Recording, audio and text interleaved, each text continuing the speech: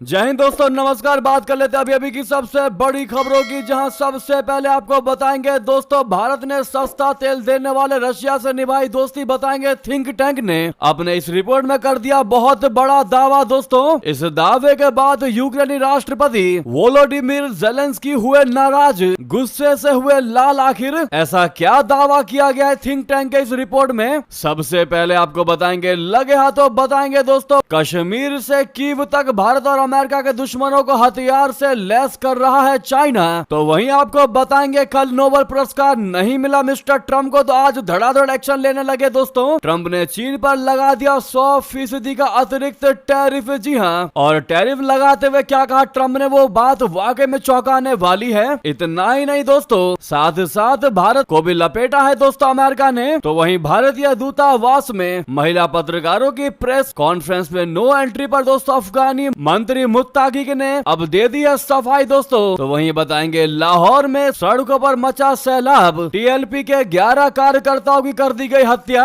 आज एक से एक बेहतरीन खबर हम आपको बताने वाले हैं, बस आप वीडियो के लास्ट तक बने रहिएगा। और खबरों में आगे बढ़ने से पहले, अगर आप भी मानते कि भारत पर कोई चाहे टैरिफ लगाए, चाहे कैसा भी दबाव बनाए, भारत जनहित में कार्य करता और जनहित में ही कार्य करेगा, और कोई दबाव भारत पर असर नहीं करने वाला। तो इस वीडियो को लाइक कर दीजिएगा दोस्तों, चैनल को सब्सक्राइब करके बेल आइकन दबाते हुए कमेंट में जय हिंद कहना मत भूलिएगा। बात कर लेते हैं पहली सबसे बड़ी खबर की, जहां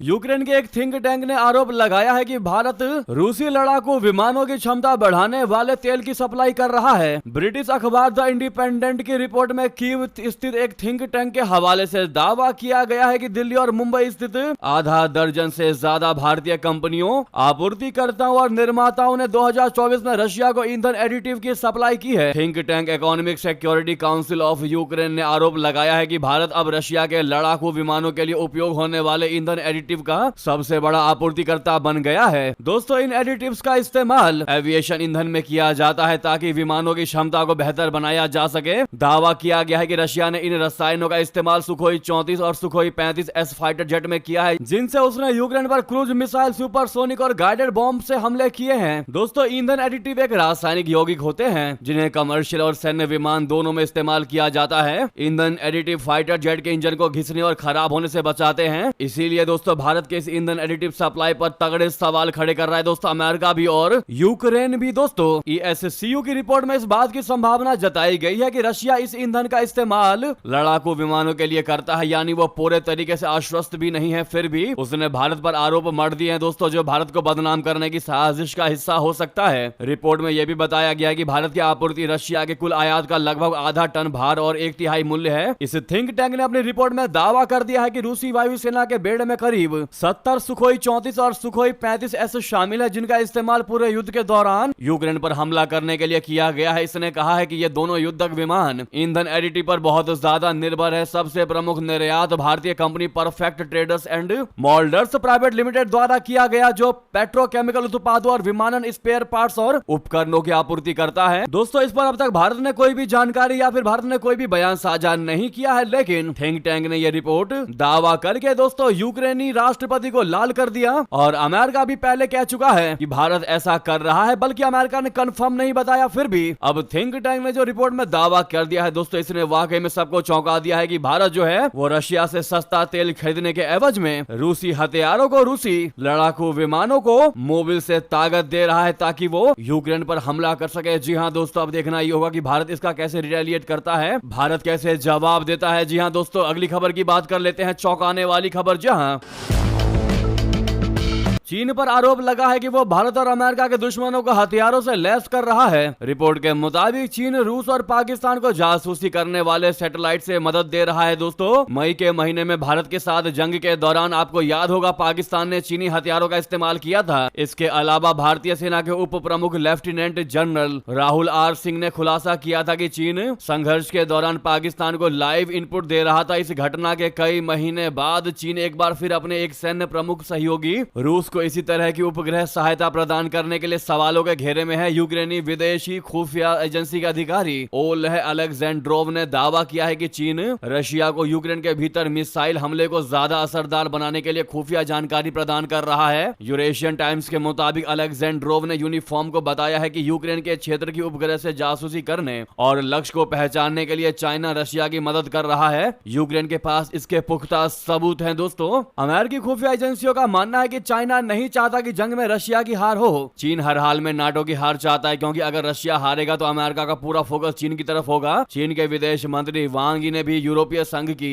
शीर्ष राजनयिक काजा कलास से कहा था कि रशिया की हार एशिया में शक्ति संतुलन को अनस्टेबल कर देगी, यानी अस्थिर कर देगी। इसके अलावा पिछले दिनों कीव में चीनी नागरिकों को नेपच्यून क्रूज मिसाइल सिस्टम से जुड़ी गोपनीय सैन्य सामग्री चुराने के आरोप में गिरफ्तार भी किया गया था, जिसने रशिया के काला सागर बेड़े के प्रमुख जहाज मोस्कवा को डुबो दिया था। दोस्तों, अगली बड़ी चौंकाने वाली खबर की बात कर लेते हैं, जहां पर ट्रंप ने चीन पर लगाया 100% का अतिरिक्त टैरिफ। क्या अब महंगे हो जाएंगे सामान? दोस्तों, नोबेल शांति पुरस्कार के ऐलान के बाद अमेरिकी राष्ट्रपति ट्रंप फिर से टैरिफ की धमकी लेकर वापस आ गए। उन्होंने सत्ता संभालने के बाद से ही अमेरिका को ग्रेट बनाने की इच्छा से ट्रंप ने दुनिया भर के देशों पर टैरिफ की दरें लाद दी, जिसका असर अमेरिका की इकोनॉमी पर देखने को मिला। ट्रंप कुछ दिनों के लिए शांत हुए थे, मगर आज उन्होंने एकाएक अपने पुराने टैरिफ प्रतिद्वंदी चीन पर 100% अतिरिक्त शुल्क का ऐलान कर ही दिया। दोस्तों, अपने बयान में उन्होंने चीन को खूब सुनाया और रेयर अर्थ पर चीन की ओर से दी गई धमकी का अपने तयशुदा अंदाज में जवाब दे दिया। नई दरें 1 नवंबर से लागू होंगी। चीन पर टैरिफ लगाने का असर अमेरिका पर भी पड़ेगा, लेकिन चीन को इसका नुकसान ज्यादा ही झेलना पड़ेगा। इसके अलावा अमेरिका सभी अहम सॉफ्टवेयर पर भी एक्सपोर्ट कंट्रोल लागू करेगा। ट्रंप ने इसे चीन की व्यापारिक नीतियों के खिलाफ सख्त प्रतिक्रिया बताया है। दोस्तों, अमेरिका की ओर से टैरिफ की नई दरें लागू होने का असर टेक सेक्टर पर देखने को ज्यादा मिल सकता है, क्योंकि ट्रंप सरकार ने साफ तौर पर सॉफ्टवेयर एक्सपोर्ट पर सख्ती की बात की है। अगर पुराने डेटा की बात करें तो अमेरिकी वाणिज्य विभाग ने जनवरी 2025 में जारी नियमों के तहत उन्नत कंप्यूटिंग सॉफ्टवेयर और एआई मॉडल वेट्स जैसे आइटमों पर एक्सपोर्ट कंट्रोल का दायरा बढ़ा दिया है। इतना ही नहीं, ईरान के एनर्जी ट्रेड पर अमेरिका की बड़ी कार्रवाई। साथ ही साथ इस बार ट्रंप ने भारत को भी लपेटा, कैसे बता दें। अमेरिका ने ईरानी ऊर्जा व्यापार में मदद करने के आरोप में 50 से अधिक संस्थाओं और व्यक्तियों पर प्रतिबंध लगा दिया। दोस्तों, जिनमें 8 भारतीय नागरिक और भारत स्थित कई कंपनियां शामिल है। एक आधिकारिक बयान में यह जानकारी दी गई। विदेश मंत्रालय ने बृहस्पतिवार को एक प्रेस विज्ञप्ति में बताया है कि ईरानी शासन की दुर्भावनापूर्ण गतिविधियों को अंजाम देने के लिए उपयोग किए जा रहे धन को रोकने के लिए लगभग 40 संस्थाओं, व्यक्तियों और जहाजों पर प्रतिबंध लगाए गए हैं। इसके साथ ही अमेरिकी वित्त मंत्रालय के विदेशी संपत्ति नियंत्रण कार्यालय यानी ओफेक ने ईरानी पेट्रोलियम और तरलीकृत पेट्रोलियम गैस बोले तो एलपीजी का वैश्विक बाजारों में निर्यात करने में शामिल 50 से अधिक संस्थाओं, व्यक्तियों और जहाजों पर प्रतिबंध लगा दिया है। अमेरिकी सूची में 8 भारतीय नागरिकों के नाम भी शामिल है। इनमें अमेरिका की स्पेशल डेजिग्नेटेड नेशंस यानी एसडीएन और ब्लॉक्ड पर्संस की सूची में डाला गया है। इस सूची में शामिल लोग और कंपनियां अमेरिकी नागरिकों के साथ व्यापार नहीं कर सकते। वहीं दोस्तों, अगली बड़ी खबर की बात कर लेते हैं, जहां पर महिला पत्रकारों की प्रेस कॉन्फ्रेंस में नो एंट्री पर बोले अफगानी मंत्री मुत्ताकी, कहा हमने नहीं किया था मना। तो फिर आखिर हुआ क्या था, आपको बता दें। अफगानिस्तान के विदेश मंत्री आमिर खान मुत्ताकी की नई दिल्ली में हुई प्रेस कॉन्फ्रेंस को लेकर भारत में सियासी हलचल तेज हो गई है। दरअसल इस प्रेस कॉन्फ्रेंस में महिला पत्रकारों को आमंत्रित नहीं किया गया, जिसके बाद विपक्षी नेताओं ने केंद्र सरकार पर सवाल खड़े कर दिए। वहीं अब मुत्ताकी ने इस पर प्रतिक्रिया देते हुए कहा कि हमने महिलाओं को मना किया नहीं था और उम्मीद जताई थी कि भारत और अफगानिस्तान के बीच रिश्ते और बेहतर होंगे। आपको बता दें, अफगानी विदेश मंत्री आमिर खान मुत्ताकी ने कहा कि हम कोशिश करेंगे कि रिश्ते और बेहतर हों, आना जाना और बड़े हालात सुधरे। हम एक ही इलाके के लोग हैं, एक दूसरे की जबान बोल सकते हैं। हमने महिलाओं को मना नहीं किया था। मुत्ताकी ने कहा कि उनका भारत आने का मकसद दारुल उलूम देवबंद, भारतीय सरकार और सियासी लोगों से मिलना जुलना है। उन्होंने कहा कि भविष्य में भारत और अफगानिस्तान के बीच व्यापार और राजनीतिक रिश्ते मजबूत करने की कोशिश की जाएगी। दोस्तों, ये प्रेस कॉन्फ्रेंस विदेश मंत्री जयशंकर जी के साथ मुत्ताकी की बातचीत के कुछ ही घंटे बाद दिल्ली स्थित अफगानिस्तान दूतावास में हुई थी। भारतीय पक्ष ने महिला पत्रकारों को भी शामिल करने का सुझाव दिया था, लेकिन माना यह जा रहा है कि पत्रकारों की सूची तालिबान अधिकारियों ने बनाई थी। भारत सरकार ने कहा कि इस कार्यक्रम में विदेश मंत्रालय की कोई भूमिका नहीं थी। यानी कि दोस्तों, आप इसको कुछ ऐसे समझ सकते हैं कि भारतीय विदेश मंत्रालय को इसकी कोई जानकारी भी नहीं दी गई और पत्रकारों की सूची दोस्तों तालिबानियों ने भारत सरकार को दी। लेकिन सूची कुछ इस प्रकार से तैयार किया गया कि उन पत्रकारों की लिस्ट में एक भी महिला पत्रकार का नाम नहीं था। तो आप इसको कुछ ऐसे समझ सकते हैं कि अगर वो नहीं भी चाहते हो कि महिला पत्रकार इसमें आए तो उन्होंने बस सूची बनाकर दे दिया, लेकिन उन्होंने मुंह से मना नहीं किया कि हमने महिला पत्रकार को अलाउ नहीं किया है। और अब दोस्तों सफाई देते नजर आ रहे हैं मुत्ताकी कि हमने कभी भी ऐसा मना नहीं किया था कि महिला पत्रकार नहीं आएंगे। तात्पर्य यह है दोस्तों कि ना हमने कुछ कहा ना तुमने कुछ सुना, लेकिन फिर भी मतलब समझ गए वो वाली बात है। लेकिन विपक्ष दोस्तों मोदी सरकार पर उल्टा निशाना साधता नजर आ रहा है, क्योंकि विपक्ष को सिर्फ मौका चाहिए होता है, कैसे भी कोई मौका मिल जाए भारत की मोदी सरकार को घेरने का। जी हाँ दोस्तों, इस घटना को लेकर कांग्रेस नेता प्रियंका गांधी, राहुल गांधी, पी चिदम्बरम और टीएमसी सांसद महुआ मोइत्रा तक ने केंद्र सरकार को घेरा। प्रियंका गांधी ने सोशल मीडिया पर लिख दिया कि प्रधानमंत्री मोदी जी बताइए कि भारत में तालिबान प्रतिनिधि की प्रेस कॉन्फ्रेंस से महिला पत्रकारों को क्यों हटाया गया। अगर महिलाओं के अधिकारों पर आपकी बातें सच्ची है तो ये अपमान कैसे होने दिया आपने। वहीं दोस्तों राहुल गांधी ने कहा जब आप महिला पत्रकारों को मंच से बाहर रखने की इजाजत देते हैं तो आप भारत की हर महिला को यह दिखा रहे हैं कि आप उनके लिए खड़े नहीं हो सकते। वहीं महुआ मोइत्रा ने भी कहा कि भारत में धार्मिक आजादी पर सख्ती है, लेकिन एक विदेशी कट्टरपंथी को महिलाओं के साथ भेदभाव की अनुमति दी जा रही है, ये विरोधाभास है। यानी कि दोस्तों बात कुछ हुई नहीं और विपक्ष पहले ही मोदी सरकार को घेरने लगी। दोस्तों इस पर आपकी राय, आपका जवाब तो बनता है। दोस्तों आप लोग क्या रिस्पॉन्स करना चाहेंगे इस खबर को लेकर, जरूर कमेंट में बताइएगा। और विपक्षियों पर क्या है आपकी राय, लिखना बिल्कुल मत भूलिएगा दोस्तों। लेकिन आप सभी से रिक्वेस्ट है, अभी तक इस वीडियो को लाइक नहीं किया है तो सामने लाइक का बटन है, जरूर दबा दीजिएगा। नेक्स्ट खबर की बात कर लेते हैं, जहां पर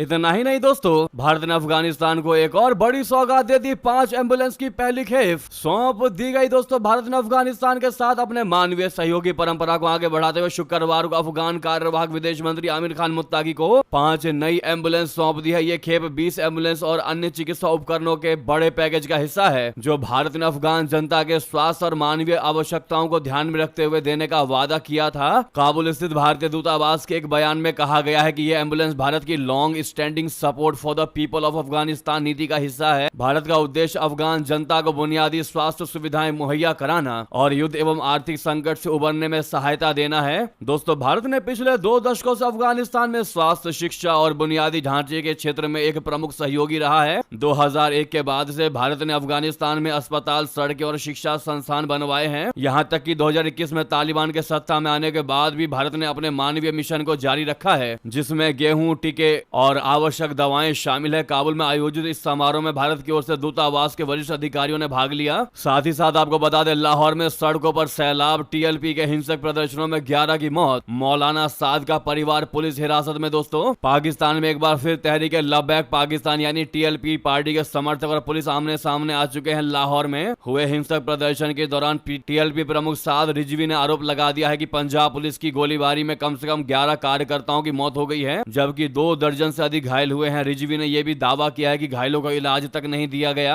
दोस्तों मीडिया रिपोर्ट्स के मुताबिक लाहौर, रावलपिंडी और इस्लामाबाद में हालात बेहद तनावपूर्ण है। राजधानी को किले में तब्दील कर दिया गया है। टीएलपी के हजारों समर्थक इस्लामाबाद की ओर मार्च कर रहे हैं, जिससे पूरे मार्च पर भारी सुरक्षा और सड़कों की नाकेबंदी कर दी गई है। दोस्तों साथ ही साथ बता दें,